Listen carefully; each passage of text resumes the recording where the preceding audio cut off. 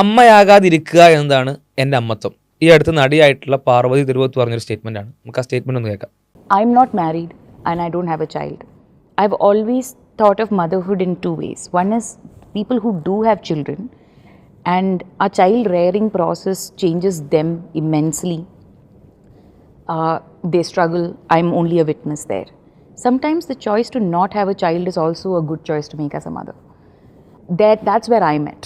Like, I know what I'm capable of doing right now. I know the space I can hold for another human being. I don't think I'll have the bandwidth to have a child, and I think that's my best decision as a mother to make right now.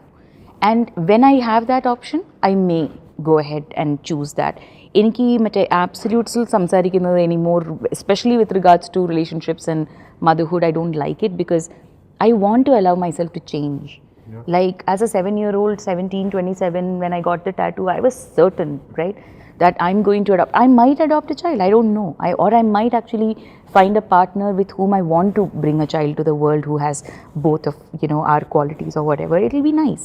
But as of now, I feel and that too more responsible decision is to not go ahead. That doesn't mean that nurturing element in me is not there. Nurturing element ഉണ്ട്, that will be nice, നന്നായിരിക്കും. പക്ഷെ ആ band width എനിക്കില്ല, അതുകൊണ്ട് ഞാൻ തിരഞ്ഞെടുക്കുന്നില്ല എന്നുള്ളതാണ്. Band width ഇതിൽ 2-3 കാര്യം. ഒന്ന്, പിന്നെ ഇതുവരെ പ്യുവർ ഇവരെ ചോയ്സാണ്. നമുക്ക് ഒരു ലിബറൽ പെർസ്പെക്റ്റീവ് ഇവരെ ചോയ്സാണെന്ന് പറയാം.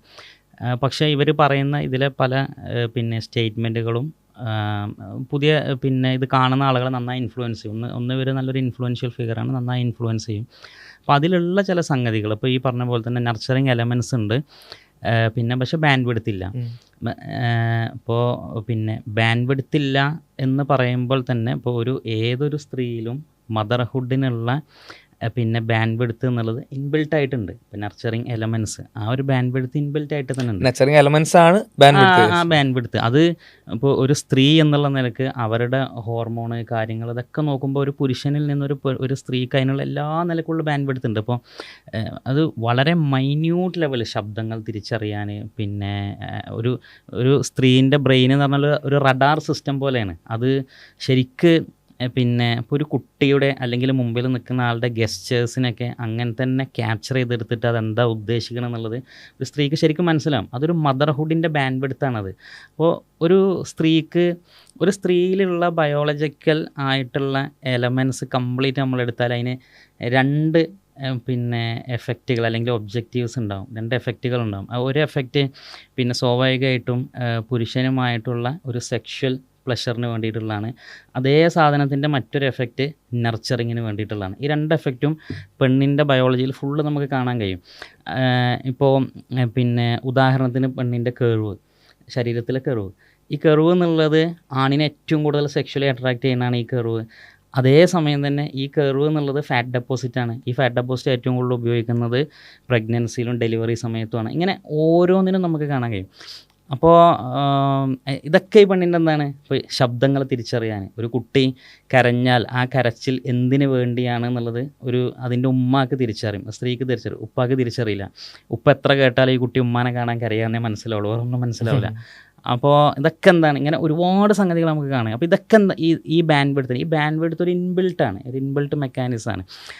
അതിനെ ഒരു മദർഹുഡിലേക്ക് നമ്മൾ ഉപയോഗിക്കുക എന്നുള്ളത് അതൊരു ഇൻബിൽറ്റ് ഓട്ടോമാറ്റിക്കലി നടക്കുന്ന ഒരു സംഗതിയാണ്.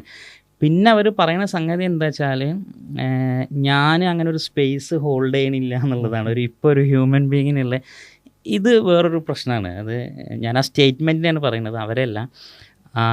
ആ സ്റ്റേറ്റ്മെൻറ്റ് എന്നുള്ളത് അതൊരു ഭയങ്കര സെൽഫിഷ് ആയിട്ടുള്ള സ്റ്റേറ്റ്മെൻറ്റാണ്.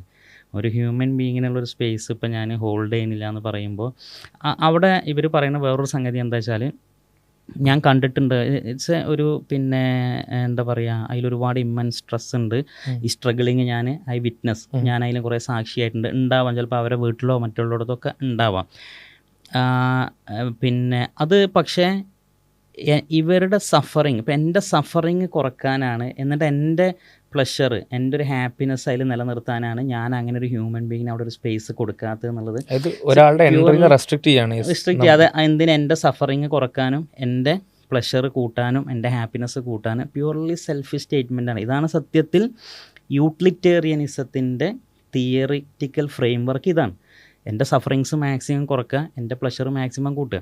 പക്ഷേ human as a social being, പിന്നെ human as a social being അവന് സൊസൈറ്റിയിലേക്ക് കൊടുക്കേണ്ട കുറേ സാധനമുണ്ട്. ഞാൻ ഒരു ഇൻഡിവിജ്വാലിറ്റിയിൽ പിന്നെ ജീവിച്ച് പോവുകയാണെങ്കിൽ ഭയങ്കര സെൽഫിഷാണ്. ഇപ്പോൾ നമ്മൾ കാണുന്ന ഹൈപ്പർ ഇൻഡിവിജ്വലിസത്തിൻ്റെ ഒരു ഭാഗമായിട്ടും കൂടി നമ്മളിതിനെ റീഡ് ചെയ്യണം. അപ്പം ഇവിടെ മനുഷ്യന് പല ആഗ്രഹങ്ങളുണ്ടാവും. ആ ആഗ്രഹങ്ങളെ മുഴുവൻ പിന്നെ എൻ്റെ സഫറിങ്ങും എൻ്റെ പെയിൻ ആൻഡ് പ്ലഷറിൻ്റെ പേരിലാണ് നമ്മൾ തീരുമാനം എടുക്കുന്നുണ്ടെങ്കിൽ അതൊന്നും മോറലി റൈറ്റ് ആവണമെന്നില്ല. ഇപ്പോൾ ഈ അരിസ്റ്റോട്ടിലിയൻ ഫിലോസഫി വെച്ചിട്ട് തന്നെ നമ്മളുടെ ആഗ്രഹങ്ങളെ നമ്മൾ പിന്നെ അളക്കേണ്ടത്, അല്ലെങ്കിൽ ആഗ്രഹങ്ങളെ കൺട്രോൾ ചെയ്യുന്നതാണ് ഏറ്റവും വലിയൊരു വെർച്യു ആയിട്ട് പറയുന്നത് അരിസ്റ്റോട്ടിലിയൻ ഫിലോസഫിയിൽ. അപ്പോൾ അത് നമ്മളെ ആഗ്രഹങ്ങളെ നമ്മൾ റീസൺ ഉപയോഗിച്ച് എന്ത് ചെയ്യണം, കൺട്രോൾ ചെയ്യണം എന്നുള്ളതാണ്. അപ്പോൾ ആ റീസൺ ഉപയോഗിച്ച് കൺട്രോൾ ചെയ്യുമ്പോൾ പിന്നെ what we want versus what is rationally right എന്നൊരു ക്വസ്റ്റ്യൻ അവിടെ ഉണ്ട്. ഞാൻ ആഗ്രഹിക്കുന്നത് ഇപ്പോൾ എനിക്ക് ഇവിടെ എന്ത് വേണ്ട, എനിക്കൊരു കുട്ടി വേണ്ട, അതിനൊരു സ്പേസ് കൊടുക്കാൻ എനിക്ക് കഴിയില്ല, അത് കുറേ സ്ട്രഗ്ലിംഗ് ആണ്. ആ സ്ട്രഗ്ലിംഗ് ഇപ്പോൾ എനിക്ക് എന്തില്ല, ഇപ്പോൾ അതിന് സ്പേസ് ഇല്ല, ബാൻഡ് വിഡ്ത്ത് ഇല്ല. But what is rationally right is entirely different. നമ്മളൊരു സൊസൈറ്റി ആസ് എ ലാർജ് നോക്കുമ്പോൾ ഇവിടെ പിന്നെ കുട്ടികളില്ല എന്നുള്ളത്, കുട്ടികൾ ഇപ്പോൾ എനിക്കെന്തില്ല, ഒരു കുട്ടീനെ സ്വീകരിക്കാനുള്ള ഒരു സ്പേസ്, അല്ലെങ്കിൽ ഒരു ഹ്യൂമൻ ബീങ്ങിനെ സ്വീകരിക്കാനുള്ള ഒരു സ്പേസ് എനിക്കില്ല എന്ന് ഇൻബിൽട്ട് നർച്ചറിങ് എലമെൻറ്റ്സ് ഉള്ള ഒരു ഹ്യൂമൻ ബീങ്, ഒരു സ്ത്രീ പറയുമ്പോൾ ഇതിങ്ങനെ കുറേ സ്ത്രീകൾ പറയാൻ തുടങ്ങിയ ഇവിടുത്തെ അവസ്ഥ എന്താവും? അപ്പം അത് ഏത് സമയത്താണ് പറയണമെന്ന് ഓർക്കണം. ഇത് ഇന്ത്യ എന്നാണ് പറയുന്നത്. ഈ ഇന്ത്യയിൽ ഇതേ സമയത്താണ് തെലങ്കാനയിൽ അവിടുത്തെ CM ചീഫ് മിനിസ്റ്റർ നിങ്ങൾക്ക് 3ാമത്തെ കുട്ടി ഉണ്ടായാൽ സർക്കാർ 30,000 രൂപ തരുന്നു, 4ാമത്തെ കുട്ടി ഉണ്ടായാൽ സർക്കാർ 40,000 രൂപ തരും എന്ന് പറഞ്ഞ ഇന്ത്യയിൽ അതേ സമയത്താണ് എന്ത് ചെയ്യുന്നത്? അതായത് ഒരു സൊസൈറ്റിന്റെ നീഡായിട്ട് കുട്ടികൾ ജനിക്കുക എന്നത് ഇതേ ഇന്ത്യയിൽ തന്നെയാണ് നിലനിൽക്കുന്നത്. അത് ഒരു ഹ്യൂമൻ ബീയിങ്ങിന്റെ സോഷ്യൽ റെസ്പോൺസിബിലിറ്റിയാണ്. അതായത് കുട്ടികൾ കുറയുന്നതിൻ്റെ ജനറേഷൻ ഫെർട്ടിലിറ്റി റേറ്റ് കുറയുന്നതിൻ്റെ പ്രശ്നം സൊസൈറ്റി മൊത്തമായിട്ട് അനുഭവിച്ചുകൊണ്ടിരിക്കുകയാണ്. അത് ഓരോ ഇൻഡിവിജ്വലിൻ്റെയും ഉത്തരവാദിത്തമാണെന്ത് അതിലേക്ക് കോൺട്രിബ്യൂട്ട് ചെയ്യാന്നുള്ളത്. അത് പിന്നെ സോഷ്യൽ റെസ്പോൺസിബിലിറ്റിയാണ്. അത് നമ്മളുടെ രാജ്യത്തോടുള്ള ഒരു ഇക്കണോമിക്കൽ റെസ്പോൺസിബിലിറ്റിയും കൂടിയാണ്. ഇപ്പോൾ നമുക്കറിയാം, ഇപ്പോൾ പിന്നെ പോപ്പുലേഷൻ പിന്നെ കൂടുന്നതായിരുന്നു നമ്മളെ ഏറ്റവും വലിയ പ്രശ്നം. പക്ഷെ ഇപ്പോൾ ലാസ്റ്റ് പോപ്പുലേഷൻ്റെ ഇയറൊക്കെ കഴിയുമ്പോൾ UN ഒക്കെ പറയുന്നത് നമ്മളിപ്പോൾ ഏറ്റവും കൂടുതൽ ത്രെറ്റ് എന്താണെന്ന് വെച്ചാൽ പോപ്പുലേഷൻ കൊലാപ്സാണ്. കൊലാപ്സിനെയാണ് നമ്മൾ ഭയക്കുന്നത്. അപ്പോൾ നമ്മൾ സൊസൈറ്റിയിലേക്ക് കോൺട്രിബ്യൂട്ട് ചെയ്യണതിൻ്റെ ഭാഗമാണ് നമ്മൾ ഒരു ഫാമിലിയായിട്ട് ജീവിക്കുക, അതിൽ കുട്ടികളുണ്ടാവുക. അപ്പോൾ ഇത് ഒരു കാരണവും ഇല്ലാതെ ആ സ്ട്രഗിൾ എനിക്ക് എടുക്കാൻ വയ്യ, ആ സഫറിങ് എനിക്ക് വയ്യ എന്നുള്ള ഇതിൽ കൊണ്ട് മാത്രം നമ്മൾ എന്ത് ചെയ്യാണ്, ഇങ്ങനൊരു ചോയ്സ് എടുക്കുക എന്നുള്ളത് അത് സൊസൈറ്റിക്ക് എന്തായാലും ഡാമേജ് ഉണ്ടാക്കുള്ളൂ. അത് റാഷണലി റൈറ്റ് ആണോ എന്ന് ചോദിച്ചാൽ ഒരിക്കലും അല്ല. എൻ്റെ ആഗ്രഹം അത് ഓക്കെയാണ്, പക്ഷേ ആ ആഗ്രഹത്തെ നമ്മൾ എന്ത് ചെയ്യണം, അത് നമ്മൾ റീസൺ ഉപയോഗിച്ച് അതിനെ കൺട്രോൾ ചെയ്യണം എന്നുള്ളത്. അതായത് ആഗ്രഹം ഓരോ സമയത്തും ആഗ്രഹത്തിന് പലതായിട്ടുള്ള പ്രയോറിറ്റീസ് ഉണ്ടാവാം. ആ പ്രയോറിറ്റീസ് കൊണ്ട് ആഗ്രഹം പല മാറ്റങ്ങൾക്കും വിധേയമാവുകയും ചെയ്യും. ഇപ്പോൾ നമ്മൾ ഈവൻ ചെറിയ പ്രായം മുതൽ ഓരോ സമയങ്ങളിലും നമ്മളുടെ താല്പര്യം എന്ന് പറയുമ്പോൾ, നമ്മളെ കൺസേൺസ് എന്ന് പറയുമ്പോൾ, പ്രയോറിറ്റീസ് എന്ന് പറയുമ്പോൾ പലതായിരിക്കുമല്ലോ. ആ പ്രയോറിറ്റീസ് അനുസരിച്ച് നമ്മൾ പലപ്പോഴും തീരുമാനം എടുക്കാറില്ല. അവിടെ പറഞ്ഞ റാഷണൽ എലമെൻറ്റിനെ കൺസിഡർ ചെയ്യും ഈ ആഗ്രഹങ്ങൾക്കപ്പുറം. അതാണ് നമ്മളെ as an individual and as A society മുന്നോട്ട് ലീഡ് ചെയ്യുന്നത്. അവിടെ പറഞ്ഞ പോലെ ഇപ്പം നമ്മൾ റിപ്പീറ്റ്ലി പറയാണ്, ഇതൊരു പാർവതി തെരുവോത്ത് എന്ന് പറയുന്ന ഒരാളുടെ ഡിസിഷനിൽ നമ്മൾ ജഡ്ജ് ചെയ്യുന്നതോ അയാളോട് എന്തോ പറയുന്നതോ അല്ല, അഡ്വൈസ് ചെയ്യുന്നതോ അല്ല. ഇതൊരു ഇൻഫ്ലുവൻസർ വന്നിരുന്ന് സൊസൈറ്റിനോട് പറയുമ്പോൾ ഇങ്ങനത്തെ ഒരു ഡിസിഷൻ സ്വാഭാവികമായിട്ടും ഒരുപാട് ആളുകൾ എടുക്കാൻ ഇങ്ങനൊരു സ്റ്റേറ്റ്മെൻറ്റ് ഇൻഫ്ലുവൻസ്ഡ് ആകുമ്പോൾ ആ ഒരു തീരുമാനം എടുക്കുക എന്ന് പറയുന്ന പ്രക്രിയ അതെങ്ങനെയാണ് ബാധിക്കുക എന്നാണ് നമ്മൾ വിലയിരുത്തുന്നത്. ഒരാളെ പറ്റിയല്ല, ആ ആളുടെ തീരുമാനത്തെ പറ്റിയല്ല, ആളുടെ ചോയ്സിനെ പറ്റിയല്ല. ആസ് എ ജനറൽ ഇങ്ങനെ ഒരുപാട് ആളുകൾ ഈ ഒരു പെർസ്പെക്റ്റീവ് ഒരുപാട് ആൾക്കാർ ചിന്തിക്കുന്നത്, അങ്ങനെ ഡിസിഷൻ എടുക്കുന്നത് എങ്ങനെയാണ് സമൂഹത്തെ ബാധിക്കുക എന്നാണ് പറയുന്നത്. ഇപ്പോൾ നേരത്തെ പറഞ്ഞ പോലെ തെലങ്കാനയിൽ മാത്രമല്ല, കേരളത്തിൽ 2.1 വേണ്ടിടത്ത് ജനന നിരക്കുള്ളത് 1.7 മാത്രമാണ്. അഥവാ 2.1 കുട്ടികൾ ജനിക്കേണ്ടടുത്ത് 1.7 കുട്ടികൾ ജനിക്കുന്നുള്ളൂ. 21 കുട്ടികൾ ഉണ്ടാവേണ്ടടുത്ത് 17 കുട്ടികൾ ഉണ്ടാകുന്നുള്ളൂ. ഒരു 10 കപ്പിളിനെടുക്കുമ്പോൾ 4 കുട്ടികൾ കുറവാണ്.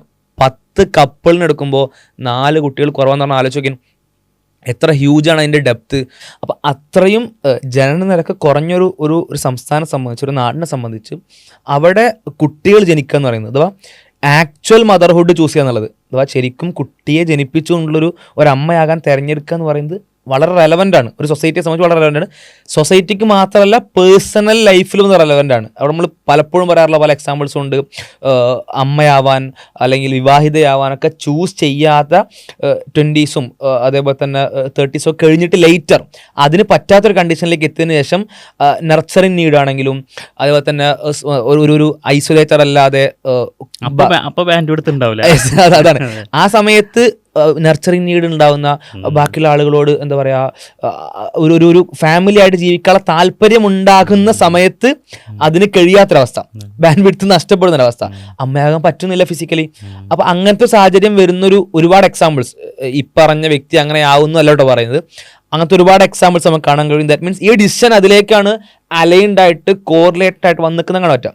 അപ്പോൾ പേഴ്സണൽ നീഡ്, സൊസൈറ്റിയൽ നീഡ് ഇതൊക്കെ ഇംപ്ലൈ ചെയ്യുന്നത് ആക്ച്വലി അമ്മയാവാൻ തന്നെയാണ്. ഒരാളുടെ ചോയ്സിൽ ഏറ്റവും ബെറ്റർ ചോയ്സ് എന്ന് പറഞ്ഞാൽ അമ്മയാവലാണ്. അത് ചോയ്സ് ഫോഴ്സ് ചെയ്യല്ല, ആ ചോയ്സാണ് നമുക്ക് ബെറ്റർ ആയിട്ട് ഇതിൽ കാണാൻ കഴിയാന്നുള്ളത്. അപ്പോൾ ഇതിനോട് കൂടെ നമ്മൾ പിന്നെ റീഡ് ചെയ്യേണ്ട സംഗതിയാണ്, കേരളത്തിൽ നിലവിലെ UDF സർക്കാർ ഒരു വയോജന വകുപ്പ് ജെറിയാട്രി ഒരു ഡിപ്പാർട്ട്മെൻറ്റ് സ്റ്റാർട്ട് ചെയ്തു. അതിൻ്റെ റീസൺ എന്താണെന്ന് വെച്ചാൽ ഇപ്പോൾ റീസെൻ്റ് ആയിട്ടുള്ള കണക്കുകൾ പിന്നെ ഡെമോഗ്രാഫിക് പിന്നെ സ്റ്റാറ്റിസ്റ്റിക്സ് ഒക്കെ പറയുന്നത് 60+ ആളുകൾ കേരളത്തിൽ കൂടുതലാണ്, ഇന്ത്യയിൽ തന്നെ ഏറ്റവും കൂടുതൽ. പക്ഷേ സത്യത്തിൽ അതായത് ഇവിടെ വൃദ്ധരായ ഓൾഡ് ഏജ് ആളുകൾ കൂടി സത്യത്തിൽ ഓൾഡ് ഏജ് ആയവർ കൂടിയതല്ല, കുട്ടികൾ കുറഞ്ഞത് കൊണ്ട് അവരുടെ പ്രൊപ്പോർഷൻ മാറി എന്നുള്ളതാണ്. അവരുടെ പ്രൊപ്പോർഷൻ കൂടുതലായിട്ട് നിൽക്കുന്നു. ഇപ്പോൾ ലാസ്റ്റ് 2 ഇയേഴ്സിലെ സർക്കാർ സ്കൂളിൽ കുട്ടികളിൽ 1ാം ക്ലാസ്സിൽ ചേരാൻ വരുന്ന കുട്ടികളുടെ എണ്ണം കുറവാണ്. ഇപ്പോൾ കഴിഞ്ഞ മന്ത്രിസഭയിലെ എഡ്യൂക്കേഷൻ മിനിസ്റ്ററും ഈ മന്ത്രിസഭയിലെ എഡ്യൂക്കേഷൻ മിനിസ്റ്ററും ഇതിന് വിശദീകരണം കൊടുത്തിരുന്നു. അതിൻ്റെ പ്രശ്നം കുട്ടികൾ സ്വകാര്യ സ്കൂളിൽ പ്രൈവറ്റ് സ്കൂളിൽ പോകുന്നു എന്നുള്ളതല്ല. അവർ ഈ രണ്ട് മിനിസ്റ്റേഴ്സും പറഞ്ഞത് എന്താണെന്ന് വെച്ചാൽ കേരളത്തിൽ ജനന നിരക്ക് കുറയുന്നു, അതുകൊണ്ട് കുട്ടികളുടെ അഡ്മിഷൻ കുറയുന്നു. അപ്പോൾ ഈ കൊല്ലം അറൗണ്ട് 60,000+ കുട്ടികൾ കുറവാണ് 1ാം ക്ലാസ്സിലേക്ക് അഡ്മിഷൻ. ഇനിയുള്ള വർഷങ്ങളിലെല്ലാം ഇനിയും കുറയുള്ളൂ. കാരണം എന്താണ്? ജനന നിരക്ക് കുറയുന്നു. അപ്പോൾ ഇതിനുള്ള പരിഹാരം എന്താ? ഇതിന് നമ്മൾ ജെറിയാട്രി ഒരു വയോജന വകുപ്പ് തുടങ്ങിയതുകൊണ്ട് അപ്പോഴും അതിൻ്റെ വെൽഫെയർ ആരാ നോക്കേണ്ടത്? അപ്പോൾ സർക്കാർ നോക്കണം. സർക്കാരിന് കൂടുതൽ എക്സ്പെൻസാണ്. ഇവിടെ ജനന നിരക്ക് കുറയുമ്പോഴോ ഉൽപ്പാദനം നടക്കുന്നില്ല, ഒരു പ്രൊഡക്ടിവിറ്റി കൂടുന്നില്ല. അപ്പോൾ ഇക്കണോമിക്കലി അത് ഭയങ്കര ഭാരമാണ്. ഇപ്പോൾ ഈ ഭയങ്കര ഓൾഡ് ഏജ് കമ്മ്യൂണിറ്റി ഉള്ള രാജ്യങ്ങൾ, ഇപ്പോൾ ജപ്പാൻ പോലത്തെ പിന്നെ ഈ നമ്മൾ പറയുന്ന സ്കാൻഡിനേവിയൻ കൺട്രീസിലൊക്കെ ഈ ടൈം ബാങ്ക് എന്ന് പറഞ്ഞ സിസ്റ്റം ഉണ്ട്. ടൈം ബാങ്ക് എന്താ വെച്ചാൽ ഇപ്പോൾ എൻ്റെ യൂത്തായിട്ടുള്ള സമയത്ത് ഞാൻ കുറേ സമയം സർവീസിന് കൊടുക്കുന്നു. അപ്പോൾ അത് ഞാൻ സേവിങ്സ് ആയി കൊടുക്കുന്നു. സേവിങ്സ് അതൊരു ബാങ്കിൽ പോലെ. അപ്പോൾ എനിക്ക് ക്രെഡിറ്റ് കിട്ടും. എൻ്റെ മണിക്കൂറുകൾ ഹവേഴ്സ് ഞാൻ കൊടുക്കുകയാണ്. അപ്പോൾ എനിക്ക് ക്രെഡിറ്റ് കിട്ടും. അപ്പോൾ 1 മണിക്കൂർ 1 ക്രെഡിറ്റ് ആണെങ്കിൽ ഇപ്പോൾ ഞാൻ എൻ്റെ കയ്യിൽ ഒരു 100 ക്രെഡിറ്റ് ഉണ്ടെന്ന് വെച്ചാൽ ഈ 100 ക്രെഡിറ്റ് ഞാൻ ഓൾഡ് ഏജ് ആകുന്ന സമയത്ത് എനിക്ക് എന്ത് ചെയ്യാം? ഈ ക്രെഡിറ്റ് റെഡീം ചെയ്യാം. അപ്പോൾ ഞാൻ ഈ ബാങ്കിൽ പോയിട്ട് ഈ ക്രെഡിറ്റ് കൊടുത്താൽ തിരിച്ച് എനിക്ക് എന്ത് ചെയ്യണം? വേറെ ആൾക്കാർ എനിക്ക് നീഡ് ഉണ്ടാകുമ്പോൾ എനിക്ക് സർവീസ് തരണം, എനിക്ക് ടൈം തരണം. ആക്ച്വലി അവരെ ടൈം എനിക്ക് തരണം. ആ ടൈം തരണം വെച്ചാൽ അവരെനിക്ക് സർവീസ് തരണം. അപ്പോൾ ഇങ്ങനെ കുറേ വളണ്ടിയർ സർവീസ് ഉണ്ട്. അപ്പോൾ ഇത് പല രാജ്യങ്ങളിലും ഇപ്പം ഉണ്ട്. ഇത് കൊണ്ടുവരുന്നത് എന്തിനാണെന്ന് വെച്ചാൽ പിന്നെ ഇങ്ങനെ ഇൻഡിവിജ്വലായിട്ടുള്ള ആളുകൾ ഓൾഡ് ഏജ് ആയി മാറുമ്പോൾ സ്വാഭാവികമായിട്ട് ഇവരെ സർവീസിന് ആളുകളും, അപ്പോൾ ഇവർ ഭാവിയിലേക്ക് വേണ്ടി ഇവർ ഹവേഴ്സ് ഇൻവെസ്റ്റ് ചെയ്യാണ് ബാങ്കിൽ, എന്നിട്ട് അത് വയസ്സാകുമ്പോൾ തിരിച്ചെടുക്കുകയാണ്. അറ്റ്ലീസ്റ്റ് അങ്ങനെങ്കിലും ഒരു ഉപകാരം വരെ കൊണ്ട് ഇങ്ങനത്തെ ആളുകളെ കൊണ്ട് ഉണ്ടാവണ്ടേ? ഇനി ഇതൊന്നും വേണ്ട. നമ്മളൊരു ഫാമിലി ആയിട്ട് നമുക്ക് കുട്ടികൾ ഉണ്ടാവുന്നു. സ്വാഭാവികമായിട്ടും അവിടെ ഈ റെസിപ്രോക്കലായിട്ടുള്ള ഈ സാധനങ്ങൾ നടക്കും. കുട്ടികളെ നമ്മൾ നർച്ചർ ചെയ്യുന്നു, നമ്മൾക്ക് ഏജ് ആകുമ്പോൾ അവർ തിരിച്ച് ഇങ്ങോട്ട് സർവീസ് ചെയ്യുന്നു. ഈ ഒരു കോംപ്ലിമെൻറ്റിങ് ഒരു പ്രോസസ്സ് ഉണ്ടല്ലോ, ഇതൊരു ട്രഡീഷണൽ വിസിറ്റാണ്. ഇതിനെ മറികടക്കാൻ ഇവർ ഇനിയിപ്പോൾ എന്തൊക്കെ സാധനം കൊടുത്താലും സൊസൈറ്റിക്ക് ഡാമേജ് ഉണ്ടാക്കുള്ളൂ. അതല്ലാതെ ഈ ഫാമിലി സിസ്റ്റത്തെ യൂട്ടിലൈസ് ചെയ്യുക എന്നല്ലാതെ സാധനങ്ങളൊന്നും മറികടക്കാൻ കഴിയില്ല. റീപ്ലേസബിൾ അല്ല എന്നുള്ളതാണ്. മനുഷ്യൻ്റെ ഇൻഡിവിജ്വൽ നേച്ചർ ആണെങ്കിലും സൊസൈറ്റിൻ്റെ നേച്ചർ ആണെങ്കിലും അത് ഈ ഫാമിലി സിസ്റ്റത്തിലൂടെ മാത്രം മുന്നോട്ട് പോകാൻ പറ്റുന്ന രീതിയിലാണ്. അപ്പോൾ അതിൽ ഇപ്പോൾ അവസാനമായിട്ട് പറയുകയാണെങ്കിൽ അതിന് വേറൊരു സൊല്യൂഷൻ ഇല്ല. നമുക്ക് ഒരുപാട് തരത്തിലുള്ള മീൻസ് അമ്മയാകുന്നത് മോശമാണെന്നോ അല്ലെങ്കിൽ അതെന്തൊക്കെയോ നമ്മളെ സ്വന്തത്തെ ദ്രോഹിക്കുന്നതാണെന്നോ അതല്ലെങ്കിൽ കുറേ സുഖം കിട്ടുന്നൊക്കെ നമുക്ക് പേഴ്സണലി ചിന്തിക്കുമ്പോൾ തോന്നിയേക്കാം. അല്ലെങ്കിൽ അതിനെ സപ്പോർട്ട് ചെയ്യുന്ന ഒരുപാട് എവിഡൻസ് നമ്മൾ കിട്ടിയേക്കാം. പക്ഷേ അതുകൊണ്ട് നമ്മൾ ഒഴിവാക്കുന്ന കാര്യം എന്ന് പറഞ്ഞാൽ ഈ സുഖങ്ങളും സന്തോഷങ്ങളൊക്കെ മേ ബി റീപ്ലേസബിൾ ആണ്, വീണ്ടും നമുക്ക് ആസ്വദിക്കാൻ പറ്റുന്ന കാര്യങ്ങളാണ്, ലൈഫിൽ പിന്നെയും വരാവുന്ന കാര്യങ്ങളാണ്, സബ്ജക്റ്റീവാണ്. പക്ഷെ ഇതിനുവേണ്ടി ഒഴിവാക്കുന്ന കാര്യം എന്ന് പറഞ്ഞാൽ അഥവാ ആക്ച്വൽ മദർഹുഡ് എന്ന് പറഞ്ഞാൽ അത് റീപ്ലേസബിൾ അല്ല. അതിനെ വേറൊരു കാര്യം കൊണ്ട് ഫില്ല് ചെയ്യാൻ പറ്റുന്നൊരു കാര്യമില്ല. ഒരാളെടുക്കുന്ന ഡിസിഷൻ അത് 10 ആളായാൽ 1000 ആയാൽ 100 ആയാൽ എത്ര ആളുകളാണോ ഡിസിഷൻ എടുക്കുന്നത് അത്രത്തോളം ഡാമേജിൻ്റെ ഡെപ്ത്, സോഷ്യൽ ഡാമേജ് ആണ്, യെസ്, കൂടിക്കൊണ്ടിരിക്കുക എന്നുള്ളതാണ്. ഇപ്പോൾ കൺക്ലൂഡിങ് നോട്ടായിട്ട് പറയുകയാണെങ്കിൽ, ഒറ്റ വാക്കിൽ പറയുകയാണെങ്കിൽ, അമ്മയാവുക എന്നത് മാത്രമാണ് യഥാർത്ഥ അമ്മത്വം അല്ലെങ്കിൽ മദർഹുഡ്. അതിനപ്പുറത്തേക്ക് അതിനൊരു എക്സ്റ്റൻഷൻ ഇല്ല. അമ്മയാവുക എന്നതിനപ്പുറം ആ ഒരു പദവി മദർഹുഡ് എന്ന് പറയുന്നൊരു കാര്യം അത് മറ്റെങ്ങോട്ടും നീളുന്നില്ല എന്നുള്ളതാണ്. അപ്പോൾ ഈ വീഡിയോയുടെ അവസാനിപ്പിക്കുകയാണ്. ഇൻഷാ അല്ലാഹ് ഇനിയും മറ്റു വിഷയങ്ങളുമായിട്ട് നമ്മൾ വീണ്ടും വരാം. ഈ ചാനൽ സബ്സ്ക്രൈബ് ചെയ്യുക, മറ്റാളുകളിലേക്ക് എത്തിക്കുക. അസ്സലാമു അലൈക്കും വറഹ്മത്തുള്ളാഹി.